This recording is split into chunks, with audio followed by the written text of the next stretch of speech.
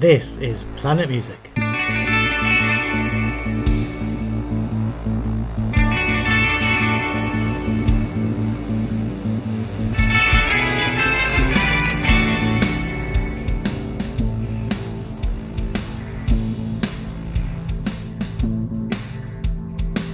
Welcome to Planet Music from the makers of Planet Marzipan.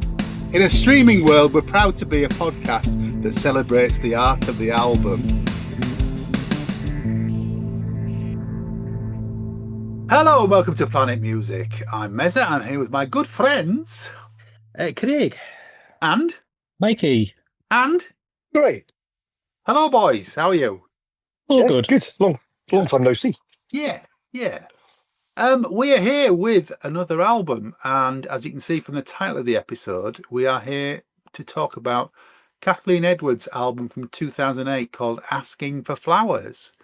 And full disclosure, who picked this one? It's all my fault. It's all Craig's fault. So expect lots of gushing from Daddy Log here. I've got my check shirt on. He has got a check shirt on, yeah. We'll start with the Wikipedia entry. So, Asking for Flowers is the third studio album by Canadian singer-songwriter Kathleen Edwards. The album was released on March the 4th, 2008 and was well received by critics. Similarly to her first two albums released under Zoe Records, Failer and Back to Me. The Canadian press said of the album's track list, unlike your average floral arrangement, there's not a dud in the bunch. The Boston Globe reported that the album had similarities to Edwards' 2005 album Back to Me, but showed maturity as a singer-songwriter. The album contains many references in the Canadian media, including murder victim Alicia Ross and former controversial hockey player Marty McSorley.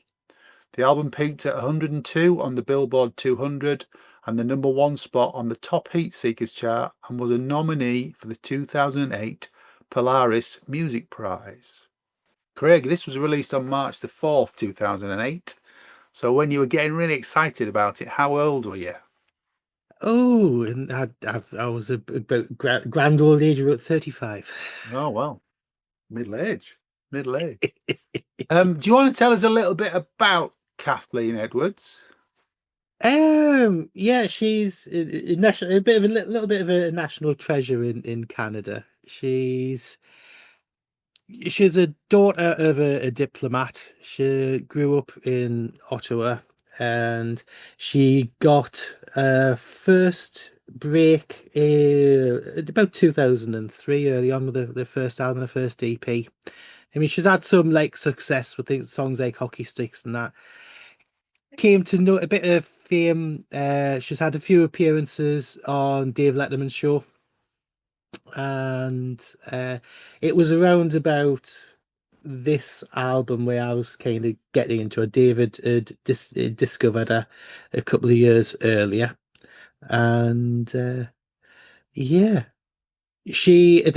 when this album came out in 2008, she was married to a famous Canadian guitarist called Colin Cripps, who works with the likes of Bryan Adams and just anybody and their granny.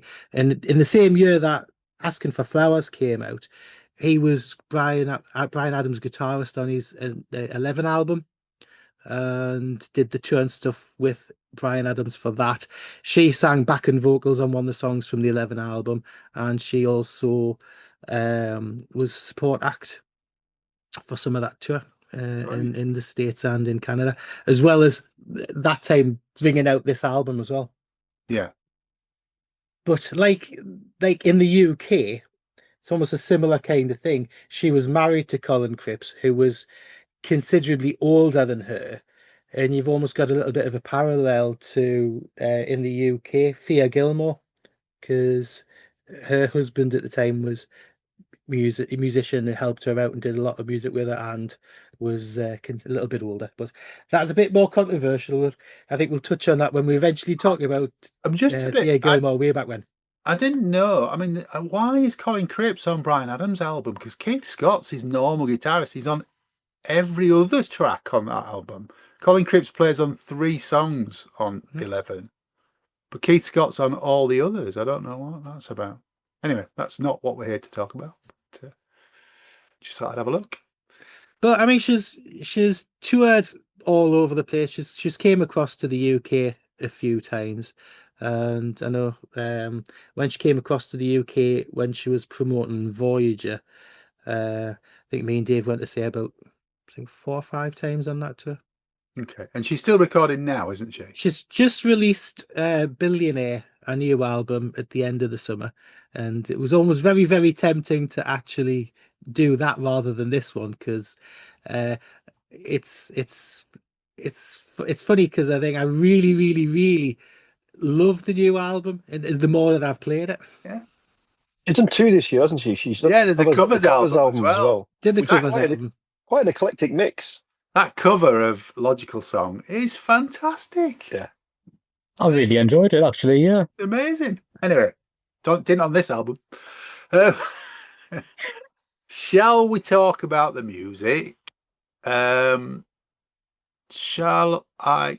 I'll come to Gray, Mikey, Craig in that order, if that's all right. Yeah, of course. Because you'll gush about it, and then we'll. In fact, I might do myself before you, Craig, because you'll just witter on about them all. I'm not Mikey, you're fine. Well, yeah, but you love it, so you can mop up all the rest at the end. Gray, what do you make of the opening track, Buffalo? So I wasn't sure what to expect, because despite liking Americana and country, and quite a lot of the artists, actually quite a lot of artists around this time, I hadn't actually heard of her, so I didn't know what to expect. And there's kind of I don't even know, how old was she when this came out? I don't even know, because there's kind of a youthfulness, a frailty to her voice. She was 30 when just turning 30 when this came out. She doesn't sound it. She sounds a lot younger when she's singing some of this. Even in her new album, she sounds young. Yeah, there's a frailty to it, which I really quite like. The instrumentation is really quite simple, but it gives it the space. There's a nice arrangement to it. It gives it the space to let it in. My only gripe is she's got a habit. She fills gaps with long, drawn-out notes. So at the end of sentences, it's like, and it. And how do we know that it does that? It bugs me. Well, so it doesn't bug you when he does it. Does it? Yeah, I know. I don't know, but yeah. So it just there's certain things in this that we'll pick up as we go on. But I think I'll save it for the summary of the album. There's a couple of bits I want to discuss, but yeah. What do you think of this song? I like the song. I do like the song. That's what I'm saying. I love the simple instrumentation of it and the arrangement. It gives it the space for the lyrics.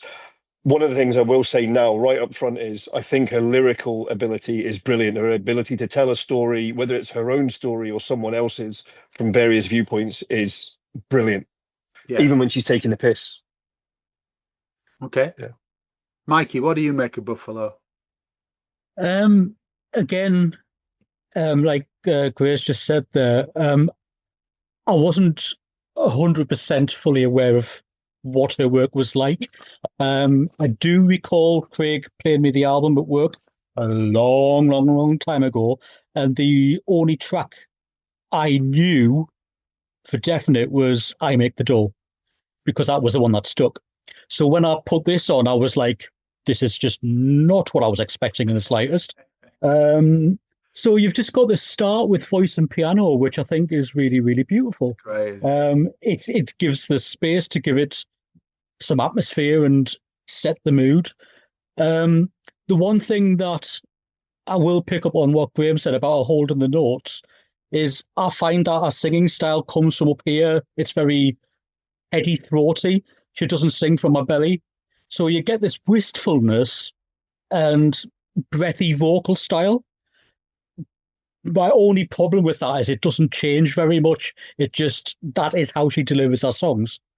That being said, again, her lyricisms are wonderful. Yeah. She's frank, she's honest, she's brutal, and she's funny. Yeah. And that works really well for me. There's something about these songs where you don't. On my first playthrough, I wasn't really aware of it, but when you hear tracks, especially things like Buffalo, there's a lot of bass work going on, and they're quite bass driven, and you don't realize that until you've kind of had 2 or 3 playthroughs. Violin work, absolutely wonderful. I'm not au fait with who the band is, but there doesn't seem to be that many of them playing in this. Well, according to Wikipedia, on her last album prior to this, she'd used her own band, and this is mainly session guys. Is that right, Yeah. Craig? Yeah, it is. Yeah, Yeah. yeah. It's some of the top session players in America at the time. Yeah. Yeah, there's Yeah. a good few of them on. Yeah. But yeah, really liked it. Good opener. Yeah. I echo everything you've just said. I think it's, of the whole album, it's probably the best and most expansive sound on the record. I think the strings are wonderful on this, really give it something that some of the other tracks don't have. And as you say, it starts from just that piano vocal. And I presume what you're getting at, Gray, is that on this track, particularly where she sings "Don't Be Like That," but that's the hook for me. You've got that with these massive strings behind them. It's absolutely gorgeous. Yeah, I think it's a great opener, and I was very surprised. I knew nothing about her before this week, to be honest with you. It's not aimed at me, this record, so I want to put that out there before I review the rest of it. Definitely not prog is all I can say. Craig, what about Buffalo? See, this type of music, this style of music, and all the rest of it is generally not me either. This is not something that obviously me and you, John, we're quite different in a lot of respects, but this would be, if anybody who knows it, this wouldn't be something that you would think, oh, generally this type of music is what Craig's into. But like I say, I just love this album, and I've loved Kathleen Edwards since I first saw it, because for me, it's the lyrics and the lyrical content and stuff like that gets it, and that's what made us fall in love with a lot of the songs. I mean, some of the stuff is a bit lightweight, some of the stuff stylistically isn't me, but it's the lyrics and her delivery and knowing her character and knowing her personality and getting it that way on. And I just think that Buffalo is a great opener. It's so atmospheric, and it couldn't be more Canadian if it tried. Really, because the obsession with the weather.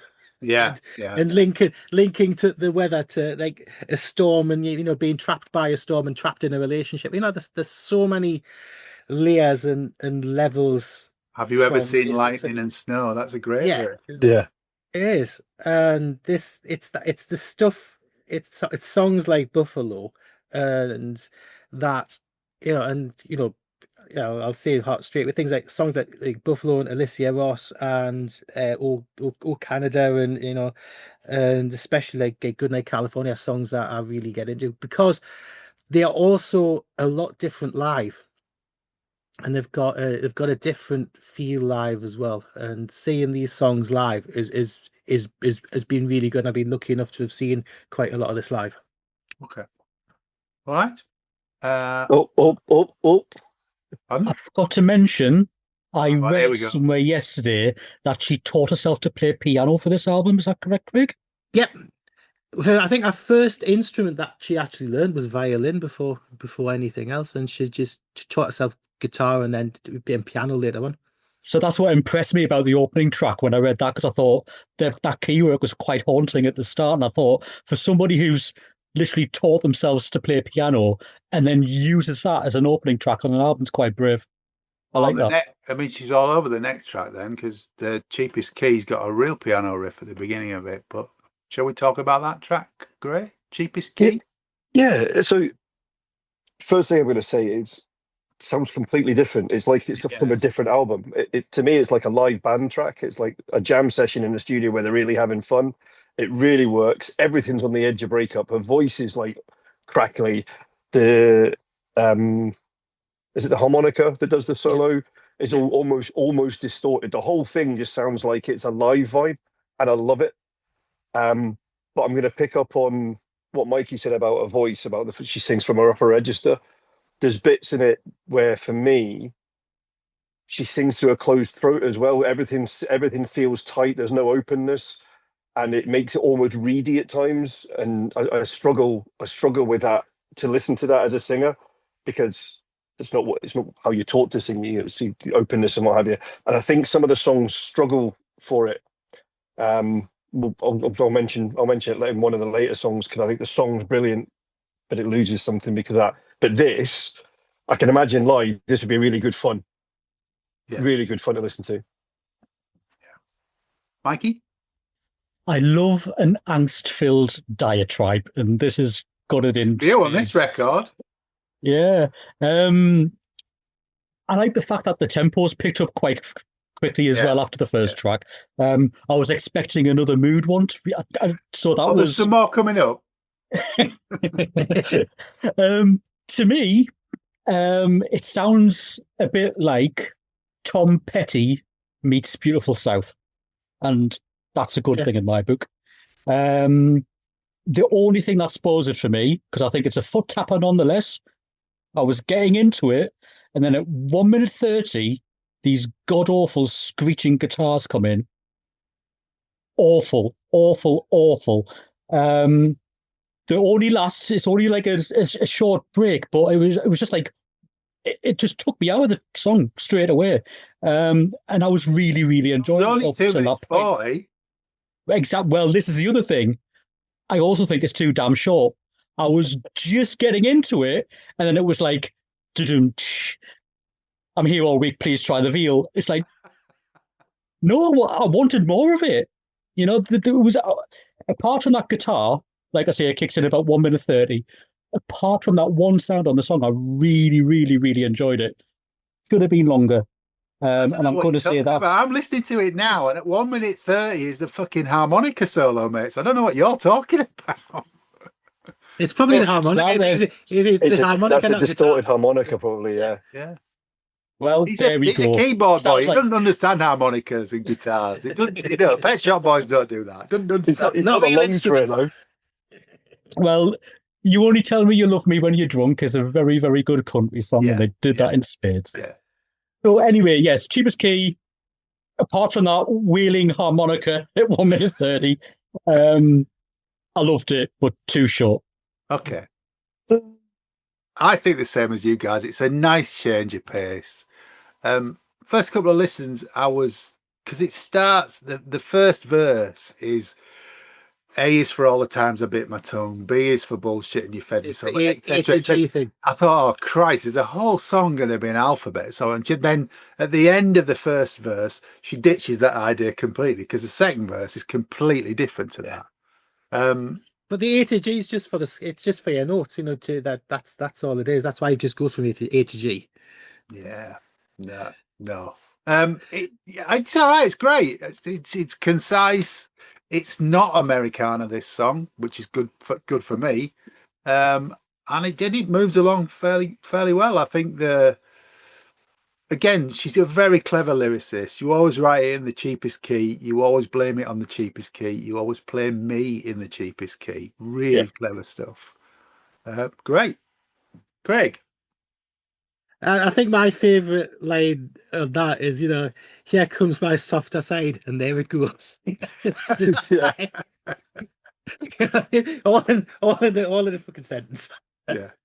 But yeah, this just shows a character, a charm, a playfulness, and a biting wit, and it's good fun. And I know the likes of Matthew would hate it because there's too much harmonica, so he's not the only person who hates harmonica. At least he recognises harmonica. Whoa, sorry, I'm sorry, Mikey, but I was literally. Well, if the harmonica's so bad that it sounds like a wailing guitar, then it shouldn't have been on there. Yeah, but I mean, it's a good FU kind of song to somebody, isn't it? Yeah. And you know, it's a driving song. It's over before you know it, and it's great live. Okay. Track 3 is the title track, "Asking for Flowers." Great. So it's at this point in the album that I started paying attention to the credits, because I thought other people were writing with her.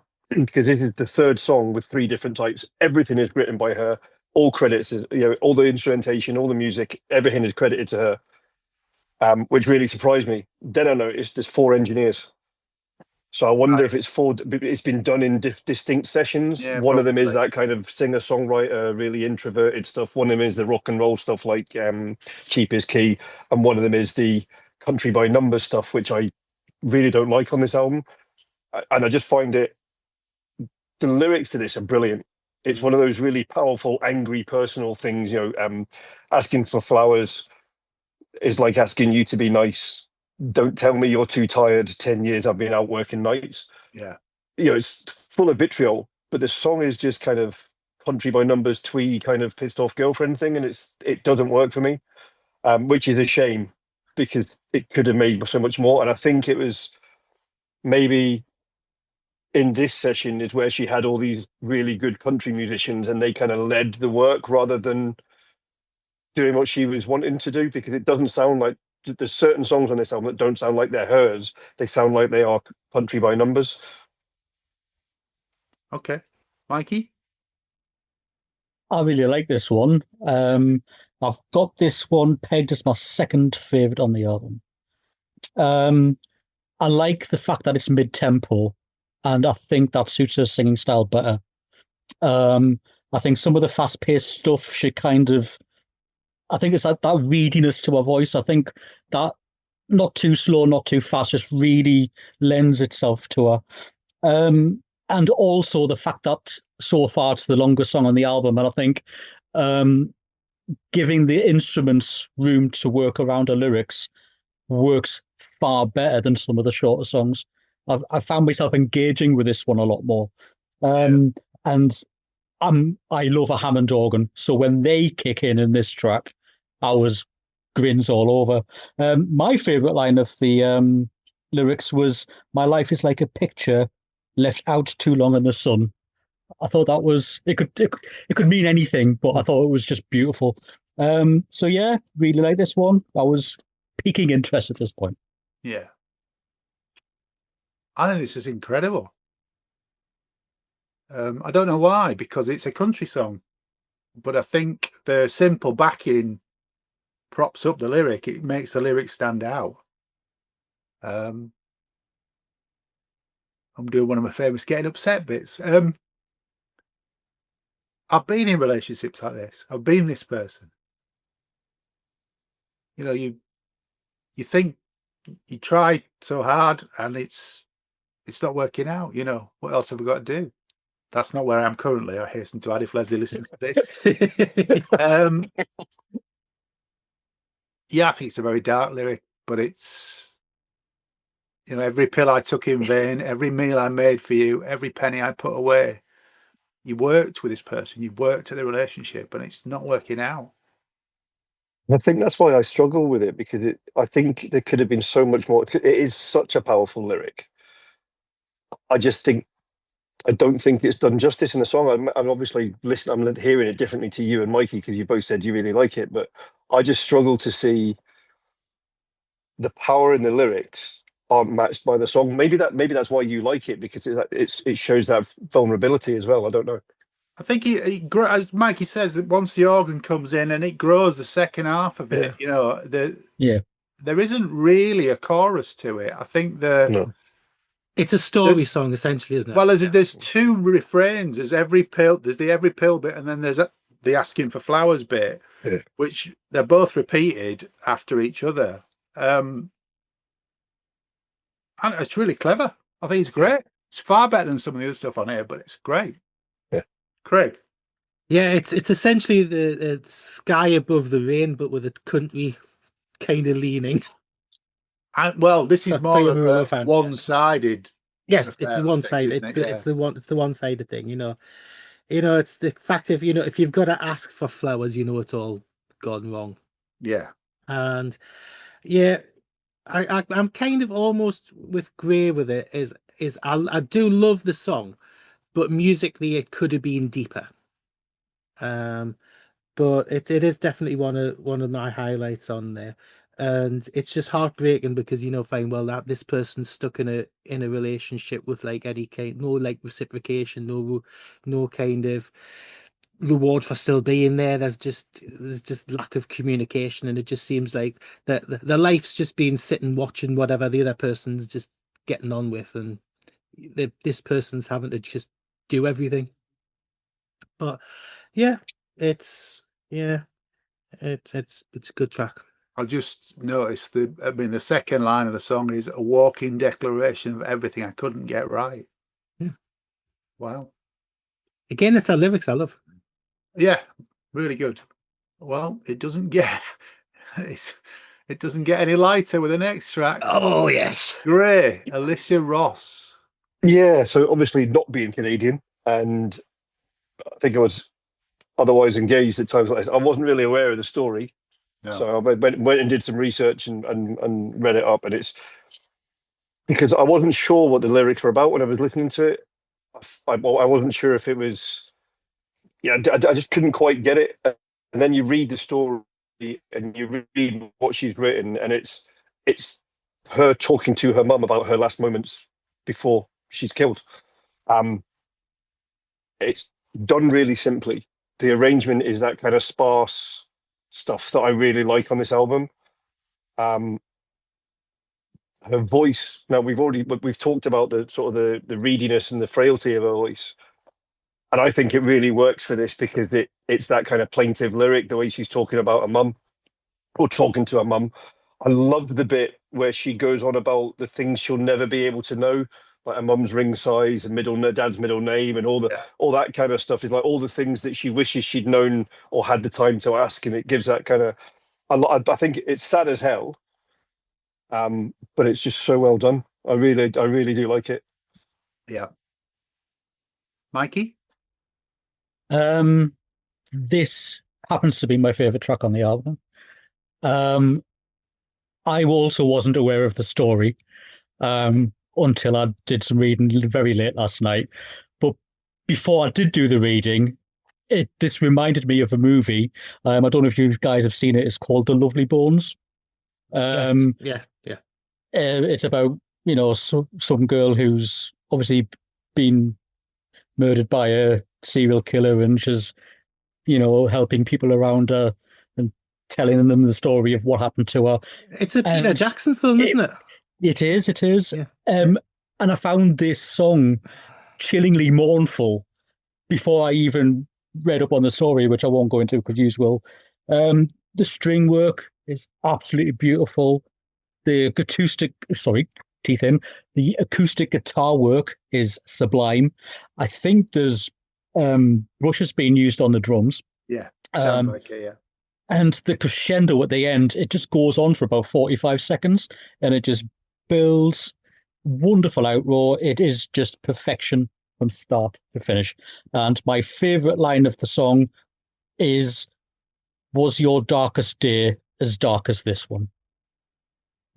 Wonderful stuff. I mean, all the lyrics are fantastic. Yeah. That one struck a chord with me. Really good stuff. Okay. I think, as you know, I've only been playing this album for a couple of days, and I read the story about this about an hour ago. Didn't know any of it until then. And I didn't know the story. This probably says a lot about me. I took "and he took me, mama" to mean something else, which is why she couldn't tell her mum about it. But now I know what it's about. I think once you know what the song's about, it goes up about 3 more levels. It's musically, there's not a lot to it. It's all there to support the lyrics and the voice. But as Mikey says at the end, it really does build up to something really incredible. But I think that's why it's really weird. So for the previous one, it's the really dark lyrics, and I don't think the music is enough.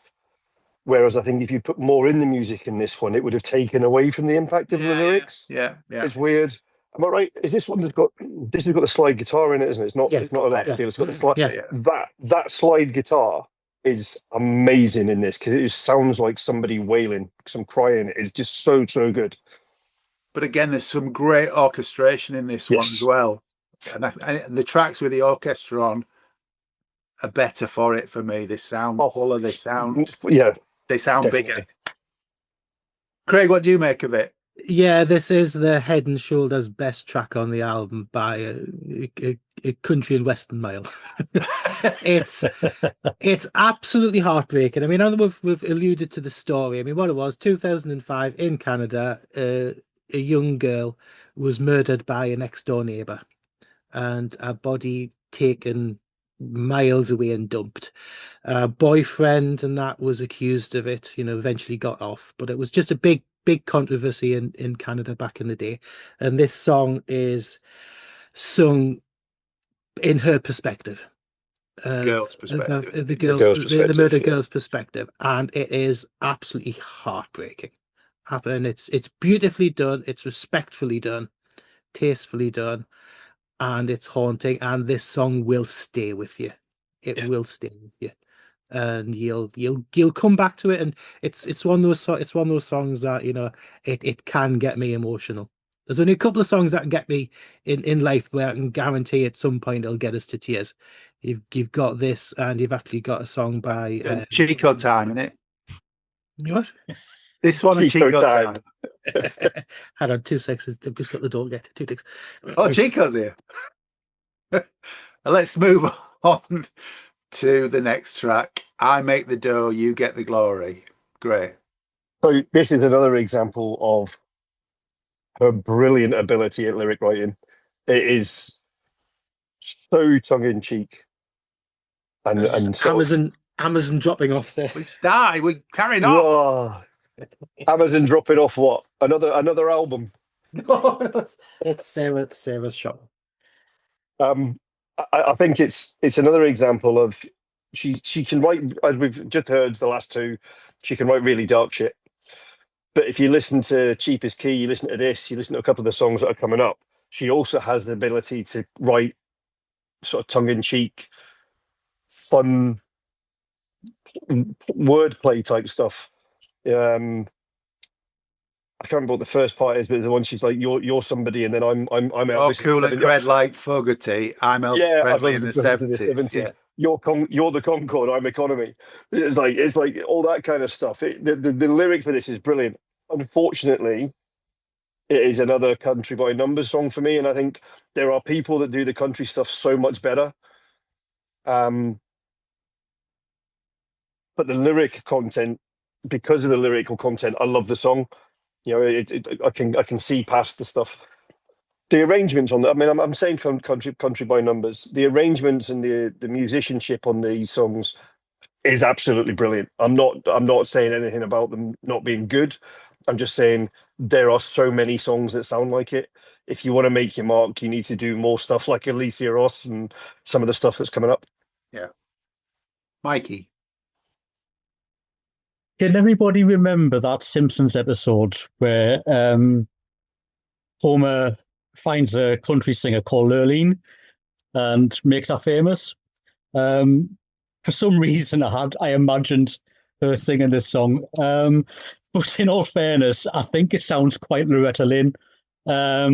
She's a country singer from way back, like Conway Twitty times. This is the first song on the album where I feel there's like a full live band feel on the go. Everybody seems to be doing a lot of work in this song. So much so that I think that I noticed the steel pedals used more in this track than anywhere else on the album. The bass work, again, is quite driving, and I really enjoyed that. And I love the fact that it's quite an up-tempo, kind of having a go, but cheeky having a go. Again, it had that beautiful South Tom Petty vibe for me. I actually quite like this one. I think it's a little throwaway when you've had Alicia Ross before it. So I was kind of like, oh, that's thrown me a bit. But I think it's actually needed after that song.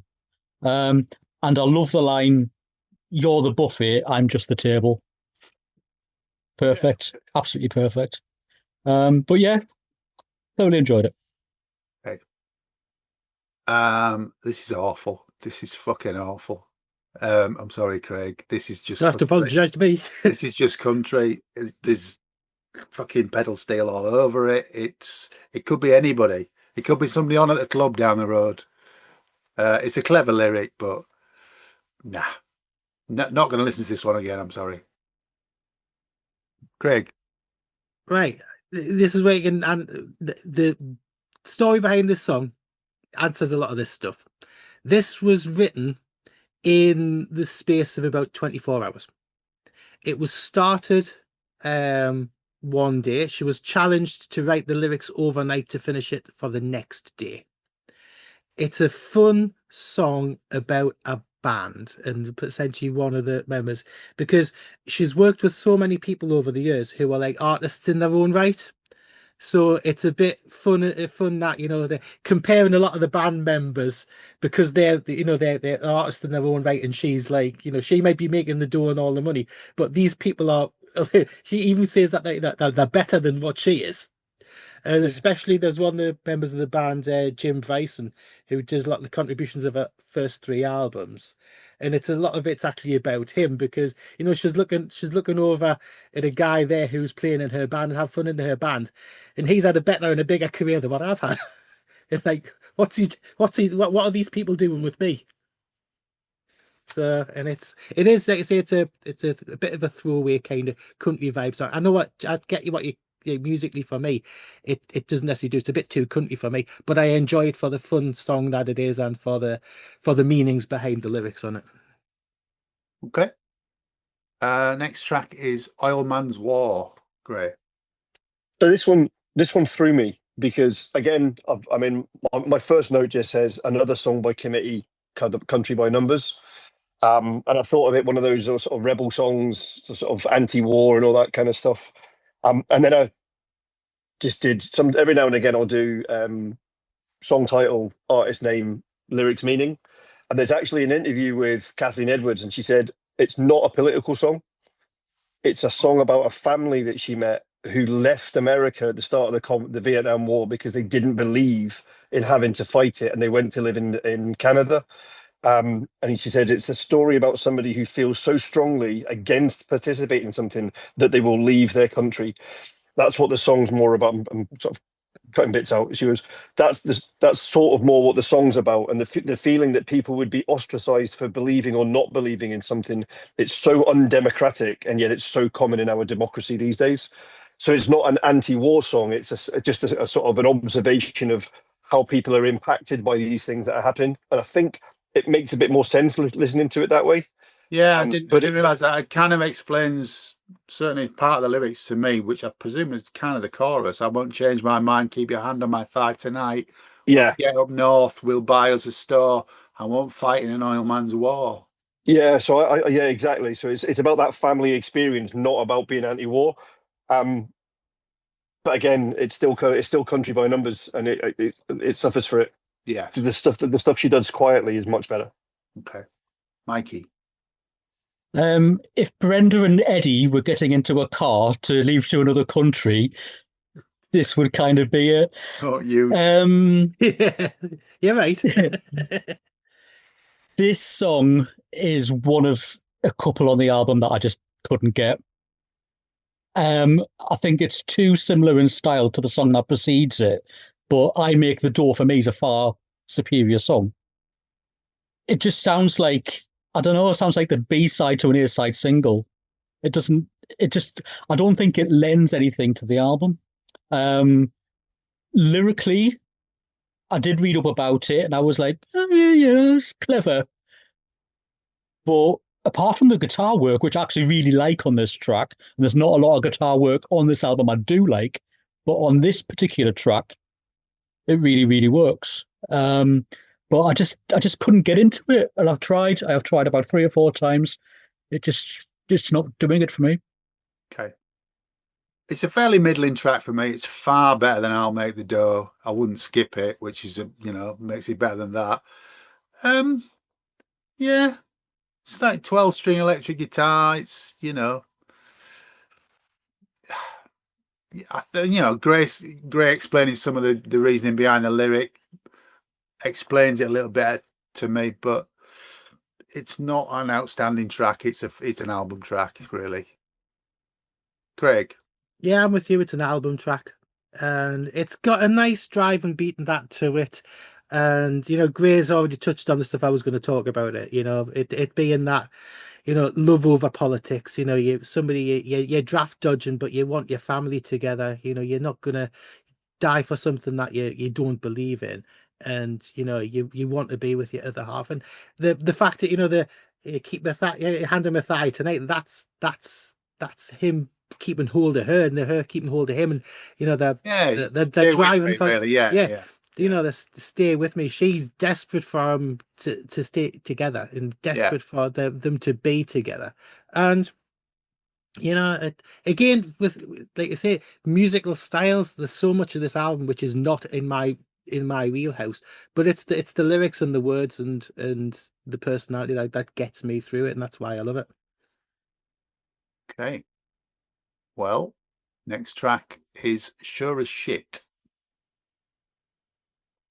Great. I love these lyrics. I really do. And so it's really weird. So when you read about her, she gets described as a singer-songwriter in the Americana style. For me, this is what a singer-songwriter is about. It's that kind of acoustic stuff, telling a story, the observational, personal stuff, and what have you. Again, the thinness of her voice works in this, because although it's kind of an acidic, angry lyric, it's also kind of plaintive the way it's done. I think it's brilliant. And it's very different to a lot of the stuff. So this is one of the things that, when I was saying like the 4 different engineers and the different sessions, this sounds to me like it's a completely different session to the 2 country songs that went before it, or Alicia Ross maybe, or some of the other stuff, because it sounds like a different set of songs. I know a friend of mine, a girl called Susan Enum. She went to Nashville, English. She went to Nashville and she did an album. And her album, you can hear the 4 different sessions. And when I spoke to her, I said, they're all written by you, but they all sound different. She went, yeah, you can hear it's all in different studios with different engineers. So I know that does make an impact. But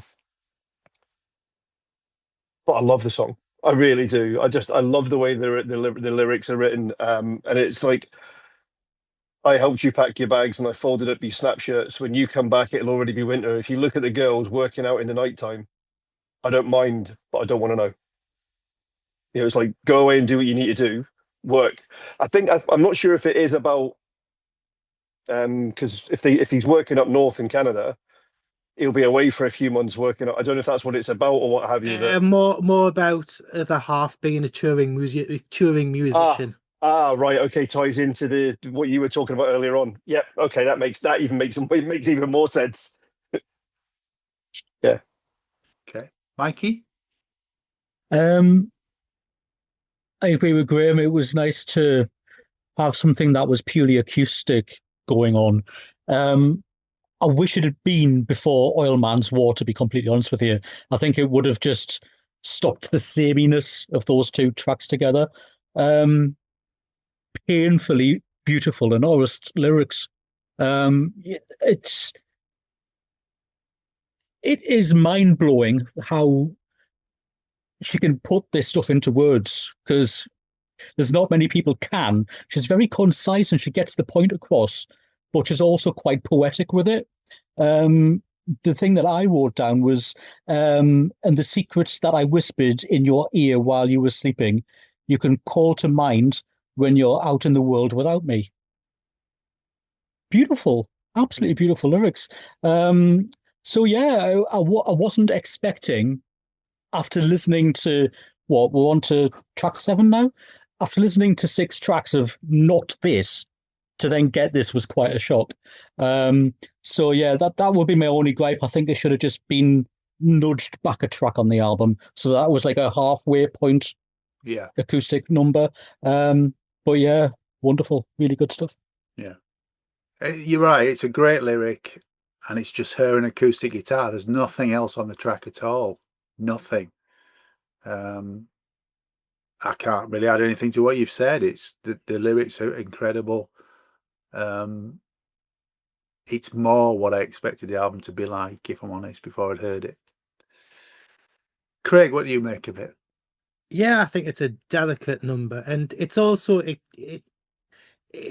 doesn't necessarily follow a theme of if you're almost thinking of Kathleen Edwards as a persona living this album, it's not the same as the person in like The Cheapest Key or the person in Asking for Flowers. It's different. It's somebody who's possibly a little bit more confident in a relationship, or even not so confident but doesn't want to know what the other person's doing. You've just gotta read it whichever way that you feel comfortable with it. And I like the self-deprecating, I'm known to be vague and often pointless. It's it's a great lyric, and yeah, Gray said a lot already about the feeling, the meaning, and stuff like that. I think he's been spot on with that. So picking up on Craig's point there about it doesn't sound like the same person. I read a review of the album. They said she's broadened her horizons on this album.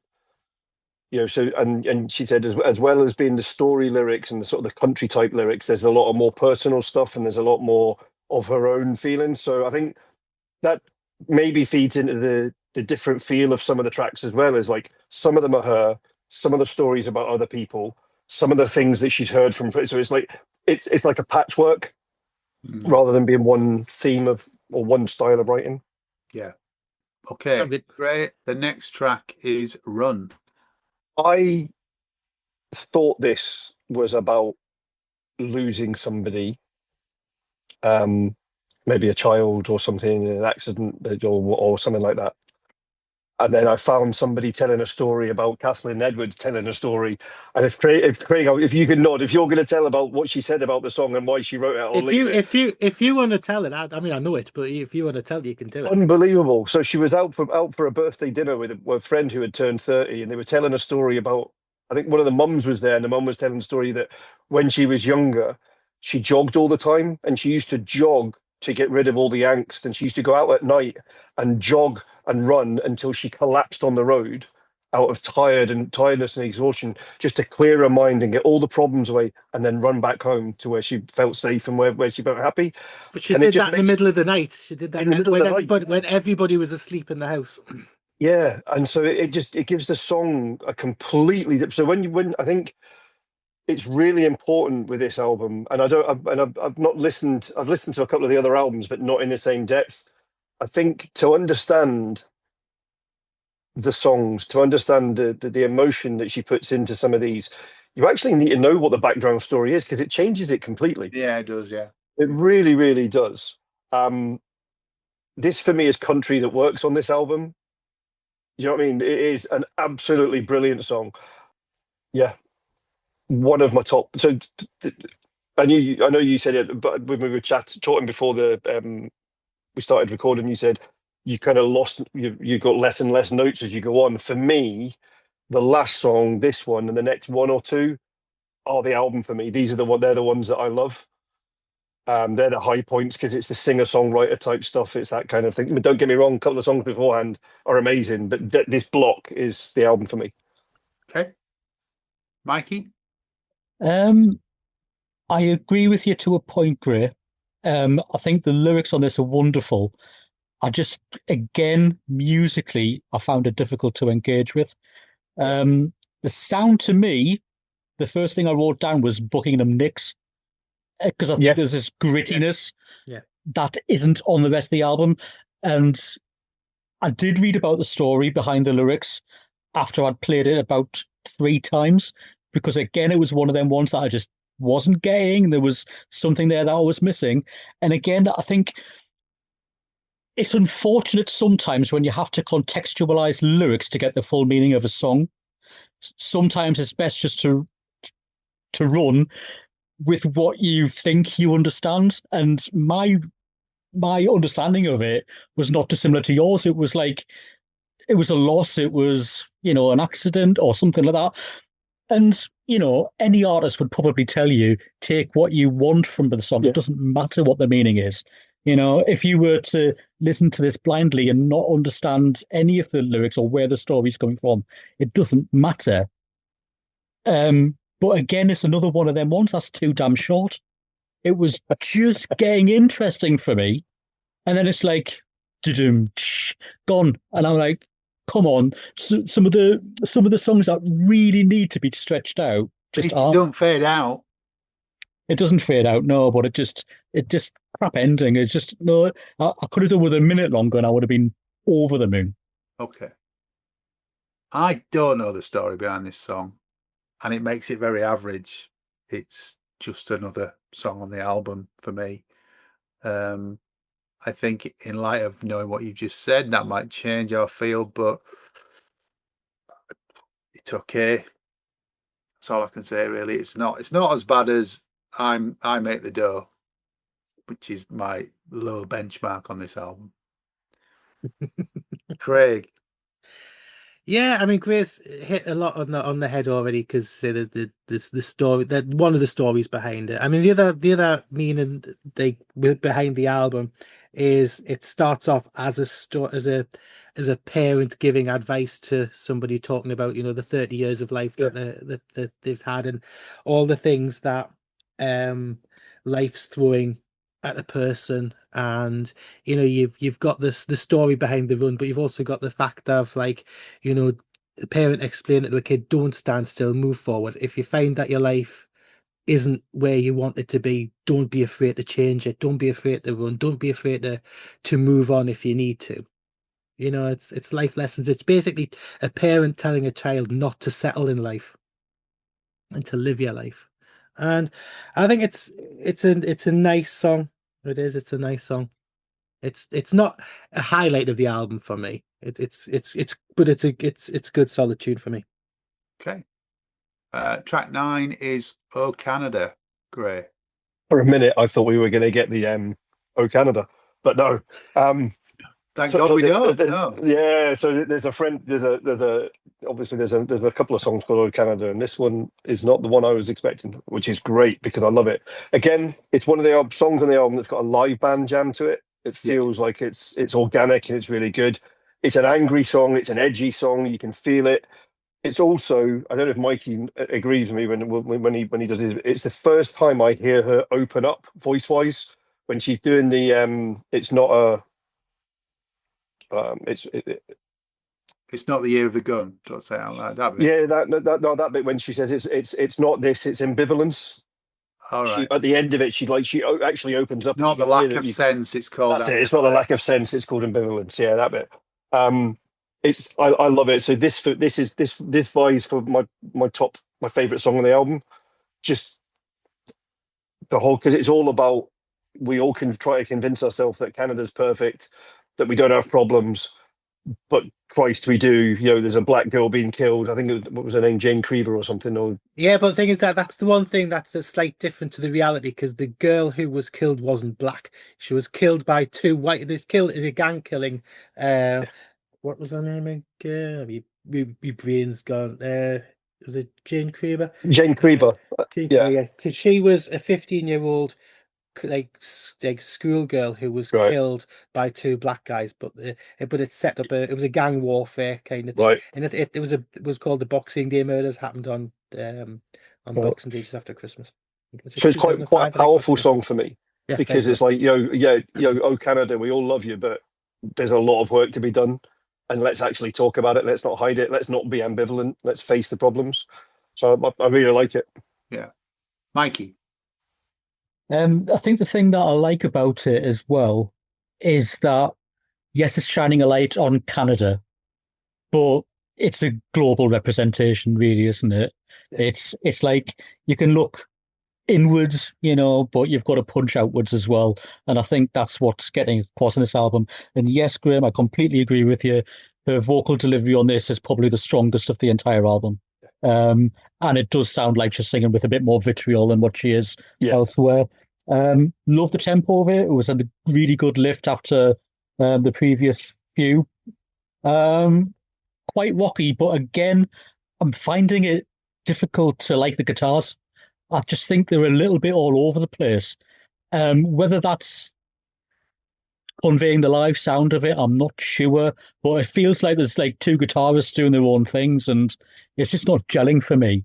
I like it. It's rocky. I really like the rockiness of the number itself, but there's just something not quite clicking. And the line, it's not that lack of sense I was going to say as well. So it's obviously hit a chord. Don't dislike it. It's probably on the better half of the album for me, but the guitar work I'm just not fond of. Okay. I feel the exact opposite, Mikey. I think the guitar work makes this track. It's not Americana, and it doesn't sound like it, and it's all the better for that. As you've said, the lyrics are incredible on this, and it doesn't really sound like anything else on the album. This, I don't think. No. Which is great. It's probably the highlight of the second half of the album for me. This, I think the album starts really strongly and kind of tails off a little bit from the track that I've mentioned a lot of times already. But this picks up again. This is really good. Greg? I'm impressed that John likes it since it covers politics. Ooh. I do. Yeah. I mean, yeah. I mean, it just. I mean, it's a cracking song, and it's a shout out. And like he says, it's quite a universal shout out. But you're right, because everybody seems to think that Canada's got everything right, but they haven't. But I mean, it covers. It covers racism. It covers gang deaths. It covers climate change. It covers poverty and the rich being separated from the poor. There's so much in the lyrics that it's a cork and it's a driving song, and I really, really like it. I really, really like it. And it's actually got a guitar solo at the end, which isn't a bad Hey, there you go. The ending I did actually like. I did actually put that on the notes. Despite not liking the guitars, I did actually love the ending. Yeah. Okay. But it's funny because she does do like political songs. Because I mean, if you look at in the new album Billionaire, there's a couple of nice massive but subtle digs. But we'll talk about that eventually sometime. Okay. Gray, the next track is Scared at Night. It is. And my first line is, it's another sure as shit. I love it. It's that proper singer-songwriter stuff. I don't know the story about this one. I get the feeling it's about... Is it about a mum? It's in three parts. It's in three parts. Right, okay, yeah. And I love... I'm just actually trying to get the lyrics up. The bit which is, I flew to Winnipeg on your final day. They said you'd waited till I came. We sang your favourite hymns and we held your hand. You took your final breath and that was that. But I'd never seen a person die before. I tried so hard not to cry, because maybe sometimes we've just got to trust ourselves that when you die, you go someplace else. So it's that kind of challenging your own belief, challenging your own faith, kind of asking questions about your own perception of life and stuff. I love the way it's done. I love the musicianship in it. And to me, it's one of those singer-songwriter songs on the album. Be interested to know what the three parts are now. Well, we'll get to him in a minute. Mikey, what do you make of it? I actually found this quite uncomfortable. I don't dislike it. I think the lyrics are wonderful. I think it was that 360 thing going on where you've got a child in the first section who's scared of the dark and frightened to go and see the dad who's only a room away to come and alleviate those fears. And then at the very end, you've got this person dying who's going to be in the dark. And it's that circle of life thing going on. It's the middle section about the father figure who was accidentally shot a cat, and she doesn't shy away from death. And I'll give her that. And the way she kind of puts the lyrics across, it's very, very filmic. But I did find it quite uncomfortable listen. To describe the fact that you shot the cat by mistake, it comes back a day later with its eye out and you can see the brains and saying, get it out back. No, finish it.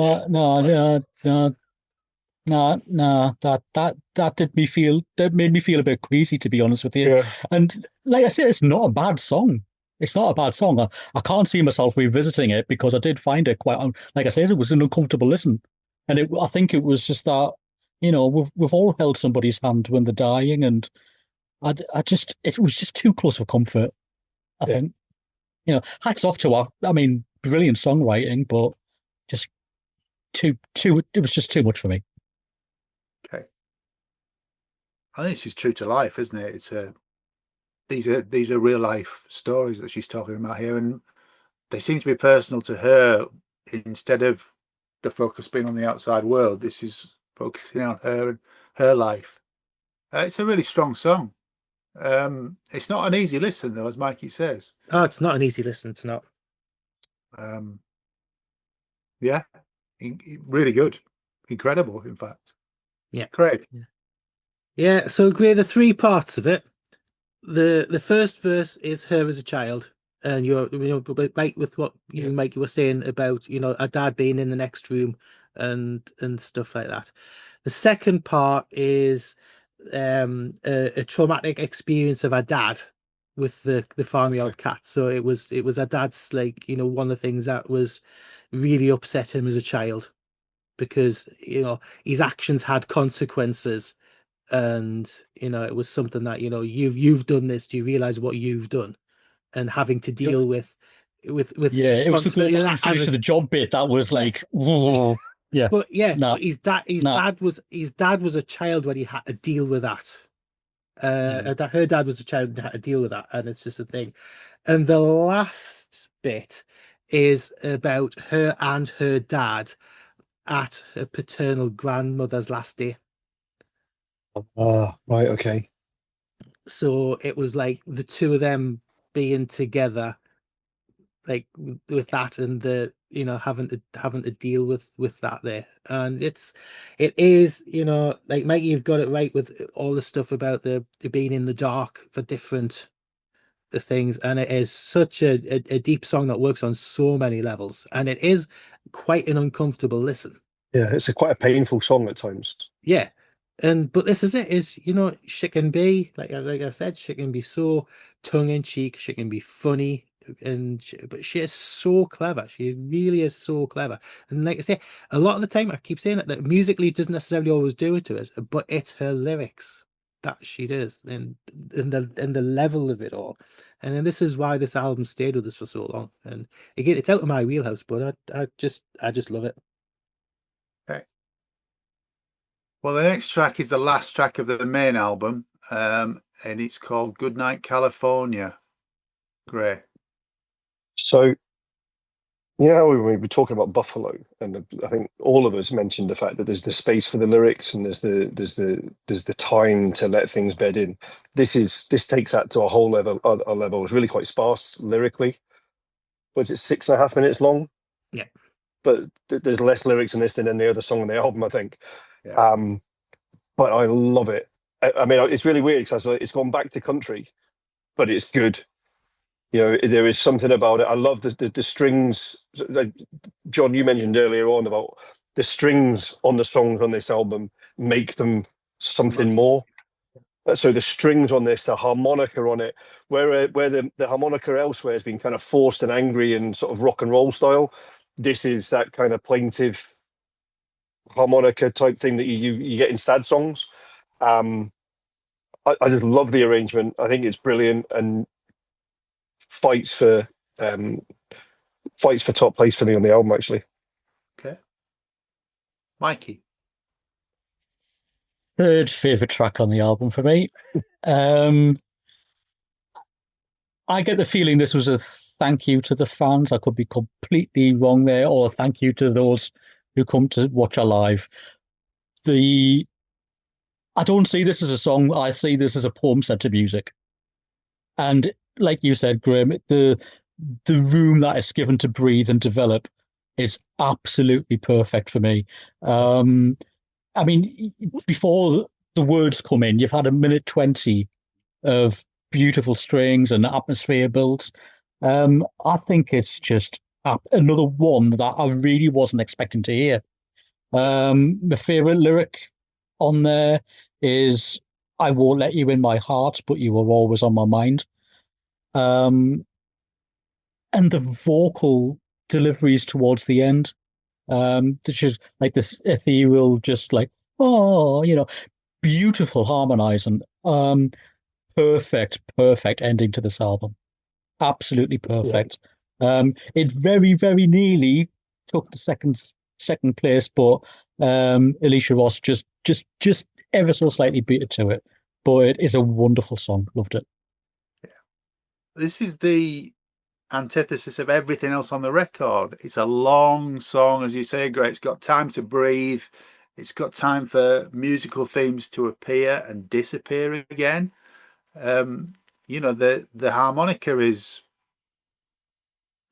difficult to describe. It, as you say, it's not rock and roll. It's it's quite haunting in a way. And then like the moody blues down. Yeah, definitely. Yes, but it's got the orchestra swell behind that as well. Yeah. And all throughout this, you've got this like shuffle beat going. It doesn't really the beat doesn't change. It's this shuffle beat just throughout. There's a little bit of 12 string as well. It's a glorious song, yeah. Really nice. Craig? I love it. It's my second favorite song on the album after Alicia Ross. But I'm gonna bitch a little bit. This live is a completely different beast. Because I've got the harmonica kind of stuff in the background, stuff like that. Replace that with a fucking guitar solo, and it is out of this world. This live is just me. When first time I saw this live was in Manchester.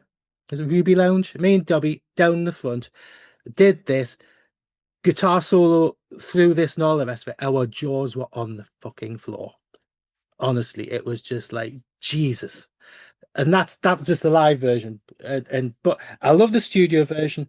I think it's got, like you say, it's got time to breathe, and I think it's an interesting kind of lyric in that as well, because I don't know which necessarily way to take it, because there's a couple of ways to take it. Because if you listen to the lyrics, you feel, is it two strangers meeting in a smoky, quiet bar? The longing looks and wondering, like, what if, you've got stuff like, lyrically, you don't even have to speak if you keep looking at me. And it's like, is there stuff there? Or is it, people looking back on a relationship, back to the start of a relationship and stuff like that? So I did wonder, with her husband being a musician. Yeah. So Goodnight California, talk about the lights going down. So it's about performing. Yeah. But it's also, I wish we weren't performing. I wish it was just us. And I did wonder if it was maybe her talking to him, saying, if we could actually not have the crowds, if we could not have, and it was just you and me sitting in a bar talking to each other, maybe that would work. And I did. That's how I took it. Yeah. So there's lots of different ways, but I think it's an absolutely gorgeous song. And the production, everything on it, it just works so well. But I say, if you get a chance to hunt out some live versions of it, it's absolutely storming. Absolutely storming. Okay. Well, that's the end of the record. Are we talking about the bonus stuff or not? I've only got one more track, I think, haven't I? There's two, but predominantly one, because I Can't Give You Up is the one that's on most of the streaming services and on most of the stuff like that. Yeah. Do you want to talk about that? That's the piano-led one, isn't it? It's the kind of voice and piano one. Yeah. It reminds me of something, and I can't for the life of me. It's the first time I heard of. For me, it's the first time I heard her sound like someone else, and I just cannot put my finger on who it is. I think.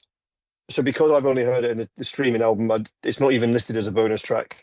I thought this was part of the album, and I thought it was a nice way to end an album, but again, a throwaway after what happened before that. Goodnight California to me should have been the end of the album, so it makes sense now. It's fine. It kind of highlights that I've learned the piano I want to play. So you've got to start like and a end. Different artist to me. Yeah, it does, doesn't it? I thought Spotify just rolled on to somebody else or another album or something, Yeah, because instrumentally, musically, it's entirely different to the rest of the album. Yeah. Yeah, I feel it's like a postscript to the album rather than part of the Yeah. album. Yeah. You know, it's a nice it's a nice like nice end, you know, and it's a good thematic end lyrically with the rest of the album. Um and it works as part of it, but it's not necessary. You know, it's like that Lazy Eye, which is another bonus track, which I think is a lot weaker than all the rest of the tracks on the album. Um but I think it's a nice end, but to me, historically, back in the day, it was always Good Night California that ended the album. Okay. Have you given it a listen, Mikey? It was to me. I think Graham was right. It's like I've learned to play the piano. I'm going to put a piano track in. To me, it's Why not? just Why not? Yeah. and why not? And why not? It's nice. I don't think it. I think it's quite rightly just a bonus track. I don't think it would have sat comfortably anywhere on the album for me. It's nice enough, but you know, it is bonus track. Let's face it. Okay. Anything else you want to say about the record, Craig, before we sum up our thoughts on it? I do. I love it, and it's one of my favorites of hers. Voyager, the one that came after it, is a really strong album. And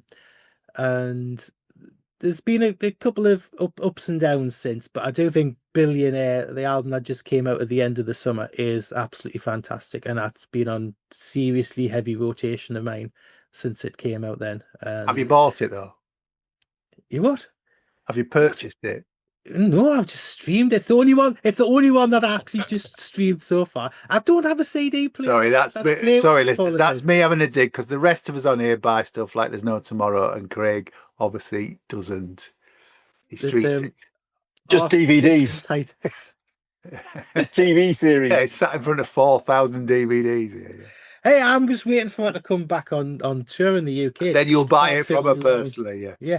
Thing is, last time she came over in 2004, she wasn't actually on. She was just a support act. To who? Their artists. Oh, I can't remember. That's Oh, why okay. I paid that much attention. Yeah, clearly, yeah. Gray, what do you make of the record overall? So, like I say, it sounds like a collection of different ideas. I don't think it sounds like an album from one artist. I'd be interested to know if anybody's done any work. So, if she's written any songs for other people, because I don't know if I believe that a lot of her stuff would work better with somebody with a more powerful voice or a different. But then again, the personal stuff works with her. Do I like the album? I struggle to like the whole thing, but some of the songs on it are just absolutely stunning. And I think what I would do is I would add it to. I've got a couple of playlists of female country singers and what have you. When my missus and I went over to Nashville, we went to the Bluebird Cafe and there's like 5 musicians at a night, and I've got sort of playlists of different songs because none of them have really strong albums unless they are right up there, getting the production values and what have you, because they all write by committee. Some of them you've got 13, 14 songwriters on them. These people, it's one person does it, and therefore it's not all built to be a hit. So there's patchy elements of the albums. The person I think of when I was listening to her, there's a girl called Jen Bostich. But she's more piano led. But she's very similar. Some of the album is amazing. Some of the album is like, oh my god, what do you think you're doing? But definitely made me go and listen to some of her other stuff. I've gone and listened to Billionaire. I haven't listened to Voyager yet, but that's the next one on my list. Okay. So overall, I like what I heard. I was really surprised by what I heard. Yeah. But probably wouldn't listen to the whole album again. I'd take songs from it. Okay. Mikey? It kind of reminded me in parts of Behind the Mask era Fleetwood Mac. Okay. The Beautiful South, their last studio album was called Superbie, which had very strong country leanings, and it reminded me of that. I think if you like Lucinda Williams, Neil Young, Tom Petty, you'll kind of enjoy some of this. I think I'm in exactly the same boat as Graham. It was interesting to hear a different lyrical and musical styles played out throughout the entire album, but I don't think the album's coherent enough for me to listen to it again in one. I think I've got 5 songs that I would quite happily keep in rotation, and I'm glad I've heard them. I haven't as yet done a deep dive into any more of our stuff, but I think I've piqued enough interest to have a look. It's a very intriguing album. It really is. Lyrically, wonderful. It's worth a listen. I'm glad I've heard it. It's not really my sort of music, but there are some incredible tracks on here. I don't know if I'd really go back to them again. As Craig said, Billionaire is actually quite good, and it's probably less Americana than this. Would you agree, Craig? Yeah, it's a bit more straightforward. What's the covers album that she put out this year? It's called Covers. Yes, Is that it's called Covers. Yeah. Yeah, I can't remember whether we said it at the beginning of recording or if it was before we were recording, but there is. No, it was on the. We did mention it earlier on. Did we mention it? Song. Well, I'll mention it again because her version of the Logical Song by Supertramp is really, really good, and not how you would expect it to be at all. She sounds like a great artist. It's not really my cup of tea, a lot of it, but I'm glad that Craig loves it, and we've all got something out of it, which is the whole point of this. And we recommend that you give it a try and let us know what you think in the comments section in the Facebook group for Planet Music. Oh, by the way, it was Craig Finch who supported on tour back in 2024 in the UK and Europe. Okay, you've had to look that up because on the night I did, because I didn't. I couldn't remember. No. But yeah, if you like it, well, in fact, whatever you think of it, let us know, please, because that's what this is all about. So we have an email from one of our friends, Dave Dobby, who is the reason that Craig first heard Kathleen Edwards, I believe. And he was supposed to be on the pod as well, but he couldn't because of work. Yes, he's too busy empire building, so he's not here. But thank you for your email, Dave. I'm going to read it verbatim, if that's all right. Greetings, John, Mikey, Gray, and everyone's favourite low-cost airline, Air Craig. I guess this is a bit of a crossover record as far as Craig and my record collections goes.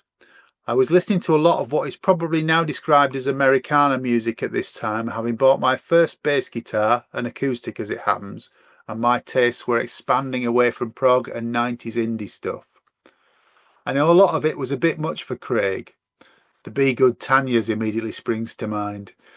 But there were certain artists I played to bits that Craig did like, and Kathleen Edwards was one of these. I'd first heard of her through a Canadian friend I'd made through sharing music after connecting on MySpace. Wow, that dates it, doesn't it? And she posted me the first 2 albums, which I don't think had been released in the UK at that time. I really liked those and was excited to pick up Asking for Flowers when it was released, her first to be available in Europe, I think. I still think it's a great album, although I reckon Craig could have chosen the follow-up, Voyager, for your podcast, but that's another story. I love the title track, Buffalo, and Goodnight California, and I think Alicia Ross is a masterpiece. That line, now I'm a girl whose face they'll never forget, is so haunting. I didn't used to like Oh Canada particularly at the time, but quite enjoyed it when I put this on the other day, as it's been a while since I gave it a spin. Cheapest key sounds very much of the time, and one for the A&R man, I think. I'm guessing this will have been a bit of a curveball for some of the guys on the pod. Absolutely right, Dave. And I was surprised Craig put it forward, to be honest. However, I'm hoping you've got something out of it and at least enjoys parts, if not all of it. I think there is a raw honesty and fragility to Kathleen's work, as well as a dry sense of humour, and this record is a good balance of all of this, in my honest opinion. Still loving both pods. Have to be the best music-related podcast with Marzipan in the title and run by 2 people called John and Craig in the world ever. We'll take that, Dave. We'll take that. Much love, Dave. Wow. Thanks, Dave. And that's why we've just reviewed Kathleen Edwards. But we will be back in 2 weeks with a completely different album to discuss. Super Wombling. No. One of these days. Yeah. I would just like to say thank you to Gray. Thanks for having us again. Thank you, Gray. Thank you, Mikey. Thank you very much. Thank you, Craig. Why, thank you, young sir. And look, we've Thanks actually for covered a suggesting female it. artist. Yeah, no. But we already had this lined up. We haven't done it in response to any comments that we've had. All that remains to be said is it's good night from me.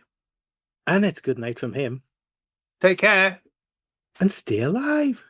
Woohoo!